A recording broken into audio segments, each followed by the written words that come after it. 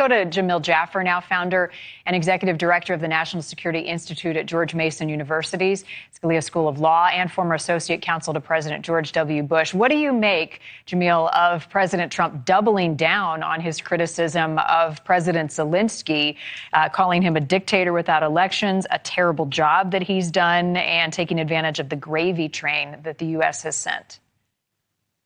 Well, Marty, look, I mean, obviously President Zelensky has done a phenomenal job leading his troops in battle against a very strong Russian force and sustained this fight as long as he had. And yes, there's no question that he's used a lot of American and European resources to do so. But let's be clear about what this war is about. This war is not about Ukraine starting anything. This is not about a good deal for Ukraine. Ukraine has now been invaded twice by Russia. First in 2014 when President Obama did nothing about it.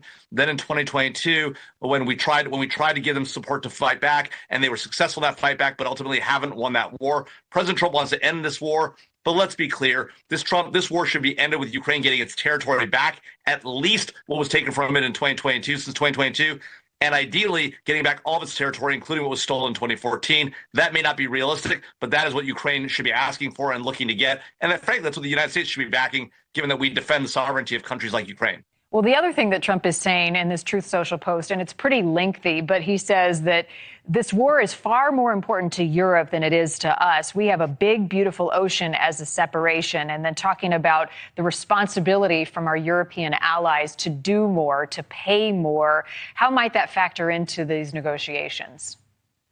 Well, look, Marty, there's no doubt that Europe could and should do more when it comes to wars on its own continent, to defending their own borders. At the same time, the idea that the wars don't affect us is simply not accurate. World War I, World War II, both began in Europe, and President Trump should go back and look at that history and recognize that that's the reality of what's happening. He also needs to realize, as I argued in an op-ed last week in The Hill, that look, Taiwan is relevant to this issue as well. China is watching what we do and don't do in Ukraine. If we allow Russia to keep the territory that's taken thus far, to keep Crimea that it took in 2014, they're going to assume that's a green light to take Taiwan. And if we don't want to fight over Taiwan, that's fine. But let's just recognize what that's going to do for our economy, what's going to do to semiconductors and the like. So unless President Trump has some deal he plans to cut with China, what we're doing right now in Ukraine is highly relevant to our other adversaries, including China, including Iran, including North Korea, by the way, both of whom are on the ground fighting on behalf of the Russians in Ukraine.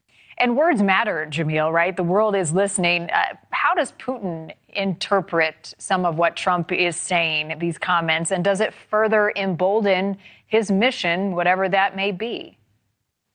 Well, there's no doubt that the Trump administration and President Trump is looking to do a deal with Vladimir Putin. And so maybe some of these words are designed to tell President Putin, look, we're here, we're ready to make a deal, ready to get something done and get this war over. That being said, if we want to negotiate from a position of strength, and President Trump, being a vaunted great negotiator, should know this, you don't give away your leverage. And by going after Zelensky at a time when he wants to get a better deal out of Russia, it's not going to help him his leverage. It's going to only undermine his own leverage. And now you've got the U.S. talking about doing more economically with Russia, potentially investing again in Russian oil. Look, we've seen the show before. President Bush, my old boss, once famously said that he saw into Vladimir Putin's soul. President Obama said in an aside to President Putin, hey, look, give me some time after selection. We can work together. Both of them turned out to have been wrong. President Trump should recognize that mistake that was made and that Vladimir Putin is not somebody you can negotiate with. He is an inveterate enemy of the United States, as is President Xi. We shouldn't be trying to do deals with them. We should be opposing them at every turn. That's the right story here.